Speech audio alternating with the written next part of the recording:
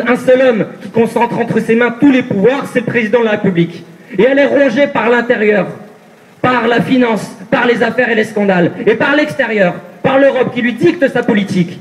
C'est pour ça que nous devons reprendre, tous et toutes ensemble, un vieux combat, celui d'une République nouvelle, sociale et solidaire enfin, celui d'une République qui tient toutes ses promesses de liberté, d'égalité et de fraternité.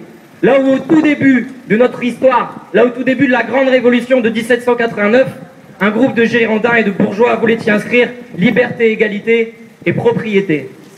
Maximilien Robespierre, celui qu'on compare aujourd'hui à un dictateur, malheureusement, était bien seul à s'opposer contre ces bourgeois. Eh bien oui, nous devons reprendre son combat. Certes, la République, c'est un vieux combat, une histoire parfois lente et cruelle, pour reprendre les mots de Lénine. On a acquis des droits, mais il faut en conquérir d'autres.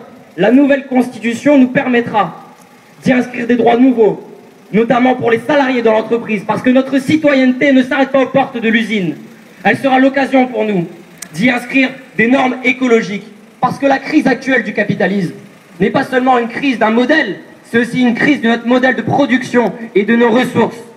Elle sera l'occasion aussi au Parlement de lui redonner la place qui lui revient, pour donner un nouvel air et un nouveau souffle à notre démocratie. Elle sera aussi l'occasion pour nous de mettre en place un référendum révocatoire dès lors que nos élus ne respecteraient pas leur mandat. Elle sera enfin et surtout l'occasion pour le peuple, les oubliés, les femmes, les jeunes, les précaires, les chômeurs, les agriculteurs, de réinvestir le champ politique et de leur dire que oui, la République leur revient. C'est pour ça qu'aujourd'hui, ce rassemblement n'est qu'un début. La lutte continue et j'espère que l'année prochaine, avec ce qui nous attend pour les retraites, nous serons encore plus nombreux. Et surtout les échéances électorales. J'espère qu'au moment des municipales, il y aura beaucoup de listes front-gauche, conquérantes, indépendantes et autonomes. Et à terme, aux élections européennes, j'espère qu'on pourra passer devant le Parti socialiste.